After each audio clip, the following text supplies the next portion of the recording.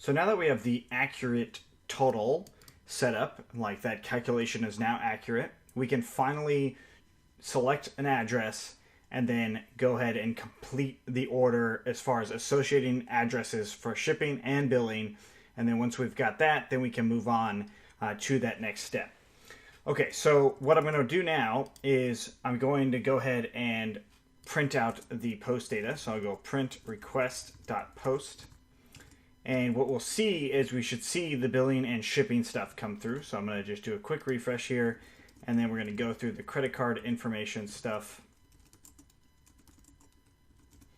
All right, so we hit submit payment. And thank you, order has been completed. Great. So if we look into our post data that we just printed out, we see that there's a billing address and then there's a shipping address. Great. So those two items we can now associate to the order itself. So we've got our new order here. So the first thing I want to do is go ahead and grab the billing address. So billing underscore address and then shipping underscore address. So we'll do billing.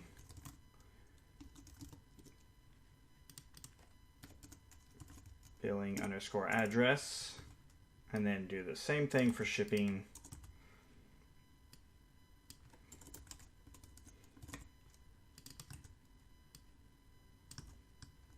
All right. So now that we've got billing and shipping on our order, we can actually associate it. So let's go ahead and look at our order model. We have in here, we have our order, we have cart, but we don't have our addresses actually associated to the order. So now we actually have to put them in here. Because when we created this, we didn't actually have the order set up yet. Or the address is set up yet. So we'll do from accounts.models import, I think it's called user address. And we can double check that with our models. So user address here. We could also do user default address, but we probably don't need that in this case because they're actually selecting the address. So we're going to get the user address model itself. So then going back into our orders, we will now say shipping address equals to models.char field, excuse me, not char field, but foreign key. And it's going to be user address related name equals to shipping address. And then we're going to copy this exact thing, copy and paste, and do billing. And related name would be billing. So now we can get rid of this right here. Okay, so this is good, except now when we're going to actually do the schema migration stuff, it's going to ask for a default of some kind. And, well, we don't exactly have a default. So what we could do is just type out default and select some sort of ID that's related to the user address. So I'm just going to use 1 as the default. So what that means is all of my defaults are going to be of that first ID. Now, this is just what it's going to default to. Granted, we can remove this default after we've set everything else in the database to that default. So just kind of keep that in mind. So let's go ahead and do our schema migration. So Python manage.py, schema migration orders -- auto. And then Python manage.py migrate orders. And there we go. So now we have our the same order over and over or same addresses for all these other orders that we've done. So I'm going to run the server again, and we're going to go ahead and take a look at our accounts models. And instead of in the user address, instead of returning their username, I'm going to return a string with their address on it. So kind of like get address. That's what I'll do instead. So let's go ahead and look into our admin. And we can look at our previous orders. So I have a bunch of different test orders. It's okay if you don't. And you can see that we've got that first item as far as orders go, or the default is there. Now, unfortunately, if we did a manual order and we went to add order, it would already default to that address, which is something we probably don't want to have, right? So what I'm going to do now is go back into orders and get rid of the default.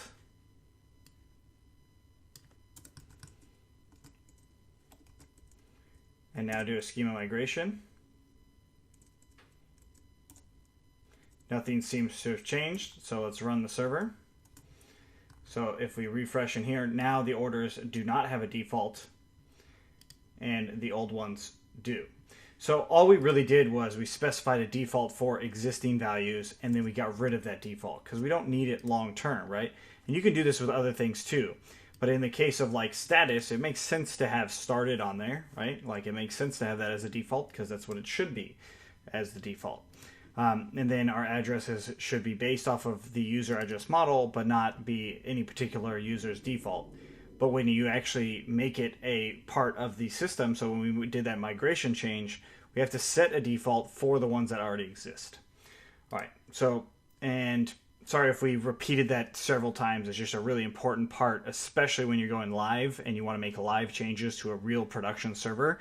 Having that default value and stuff like that will save a lot of time and headache down the line.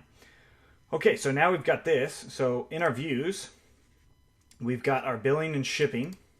So our order itself can now have billing and shipping.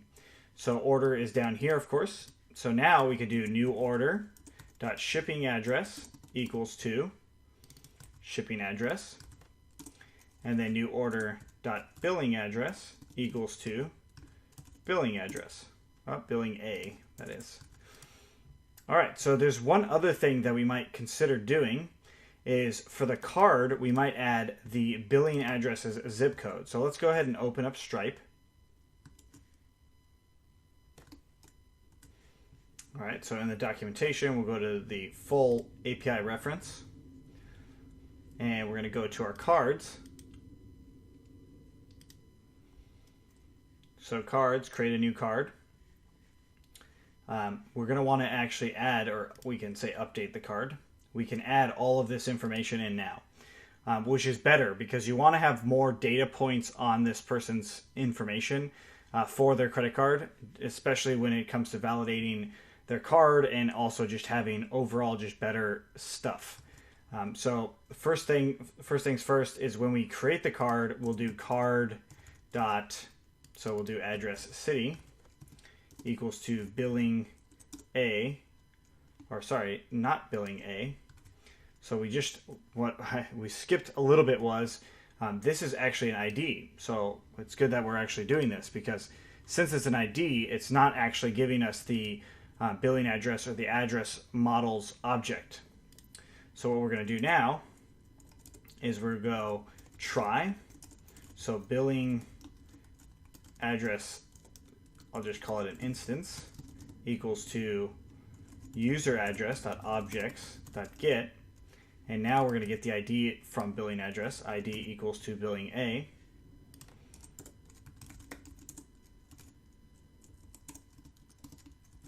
So if there's an error there, we'll probably have to do something there. So I'm going to copy this and paste it below.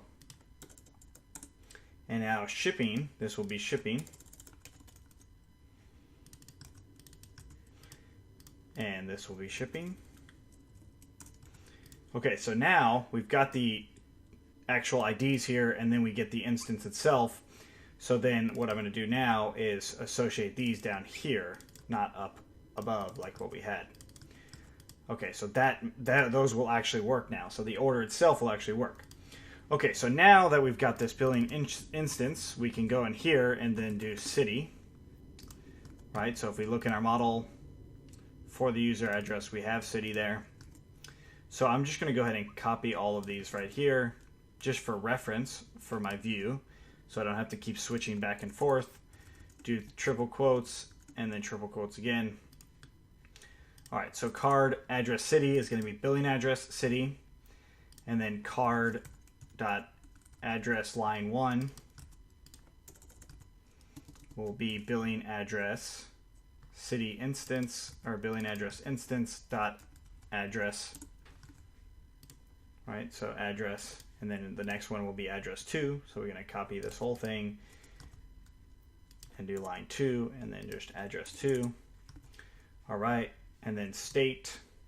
So again, this is all gonna definitely depend on whether or not your area is going to use this stuff, right? So wherever you are, like if you're in a different country, you might not getting all of this address information. So in that case, you would probably just have the zip. So card.address zip equals to billing address instance dot zip code, I believe, or maybe we called it postal code. I don't remember. We called it zip code. Okay. So we could keep going through all of these, like state, and we already have expiration year and month because that's coming through on the card itself. So let's actually take a look at our other cards to make sure that those are actually being saved. So for our customers, we'll look at our customer, and we'll go in here and we'll see that we have the expiration here. We don't have a name for it, so that's good in a way, right? So we don't have the name for it, but then once we actually add in all this other stuff, it will show it. And then now I'll do card.save. So I'm just going to do the address line 1 and 2, and then the city and zip. We could, or while we're at it, we might as well add the country as well.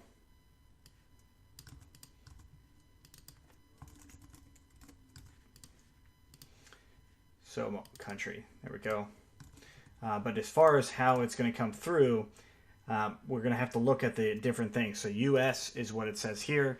So there might be a chance that the way we enter our country, that it's going to, or sorry, address country here is an optional value. So hopefully this works just fine the way we have it here. So it's just a string, which is good. So if we want to know what the object it is itself, we've got string for country, and then let's see, the state is also string. So we can put the state in as well.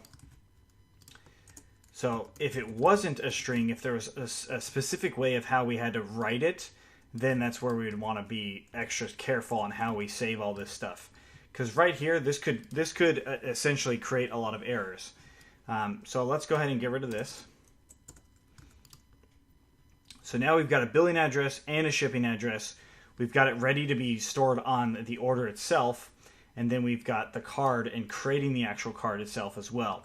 So let's go ahead and save that. We'll go back into our order. And we're going to go in here, grab our product, go to add to cart, go to checkout. And null constraint failed, orders.order shipping address ID. So let's go ahead and take a look. So what we've got here is these constraints are failing because right off the bat it saves the order when we go view a checkout. So that is our initial problem. So perhaps since this is the case, then maybe we do want to keep that default, right? So this is kind of, this is where I guess I just forgot that we actually saved the order because we start it. When we start it, we actually save it. So right now we'll just keep it as the default, and that's how we'll just leave it. So let's go back into our checkout. If I do a refresh, that new order is created, which is good. Something I do want to point out though is Stripe does not allow you to have an empty string value in any of the object. So what we have to do is go back into our code, and we are basically going to say this or none. Right, so it's not going to give us an empty string ever. So on any of these, we'll just say this or none.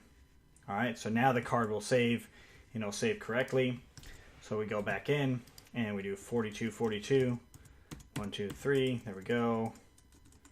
And 2019, there we go. Here we hit submit payment, and payment was submitted. Very good. So let's go ahead and actually check out this order itself in the last sale. So we've got dashboard here, so our today, and what we want to see is payments, recent payments, which is this one right here. And we've got our address here, just like we should anticipate. So the address, the zip code, everything is all there, which is great. So that means, and also the zip checks out as well.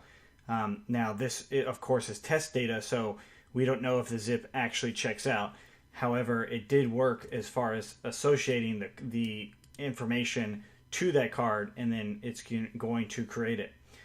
So that is what we've got for actually charging the card and working it to a point where it works pretty well.